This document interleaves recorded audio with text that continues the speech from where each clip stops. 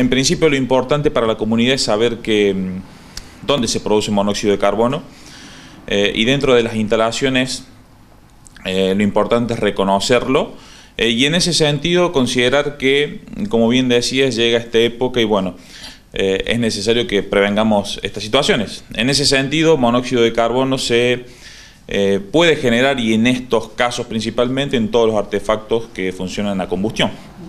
¿Es necesario realizar la limpieza de estos artefactos antes que comiencen los fríos, antes de empezar a prenderlos para que funcionen? ¿Es suficiente con esto? Sí. Lo importante, más allá de que se pueda hacer la revisión semestral o anual, que es lo recomendable, en realidad esto habría que considerarlo todo el año, porque muchos de los artefactos que tenemos en casa funcionan a combustión, como por ejemplo los calefones, que utilizamos para agua caliente y demás, y bueno, eso lo tenemos durante todo el año, a diferencia de los calefactores que necesariamente funcionan en este comienzo de época. Bien. También se da el caso de gente que no quiere prender los calefactores, entonces de manera casera, bueno, dejan el horno abierto, con la puerta abierta o con otros medios de calefaccionar que también son de riesgo. Sí, totalmente.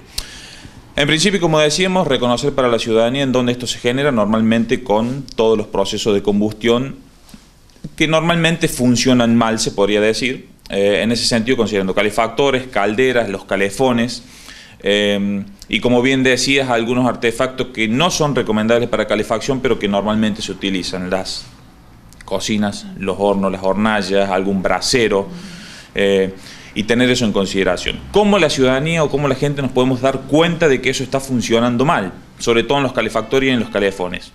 Vamos a notar que, por ejemplo, en las descargas de los equipos, que son los caños de la ventilación, vamos a encontrar ahí un tizne en las paredes o en los equipos.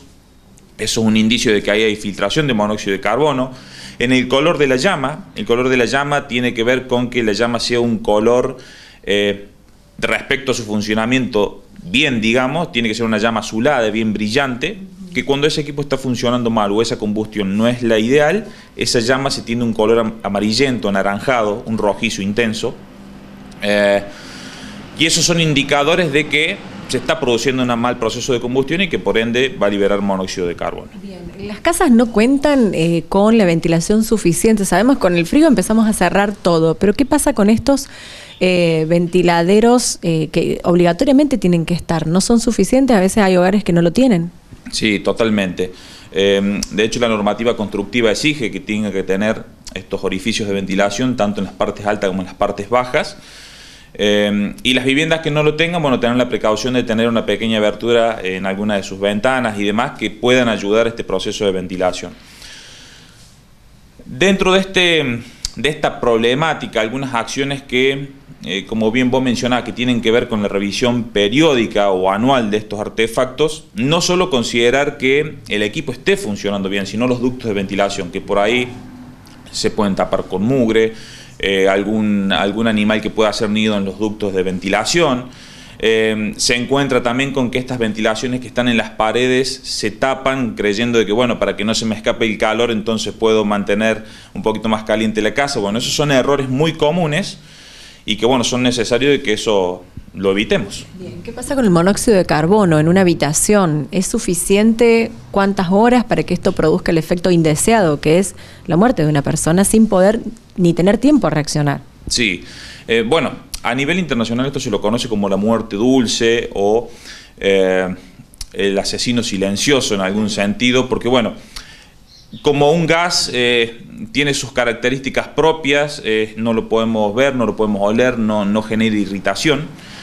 Y en el proceso respiratorio el monóxido de carbono tiene mucha más afinidad que el oxígeno respecto a la hemoglobina en la sangre. Entonces, ¿qué es lo que ocurre?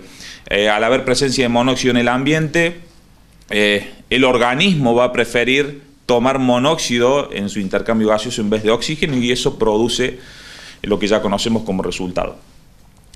Dentro de ese proceso lo que va a ocurrir es que mientras más tiempo uno esté expuesto a ese gas, los síntomas van a ir siendo cada vez más graves. Eso puede empezar con mareo, con cansancio, y cuando las intoxicaciones se tornan agudas o severas, ya vómitos, la persona puede desvanecer, puede entrar en estado de inconsciencia y por supuesto posteriormente la muerte si esa persona no es atendida. Gracias.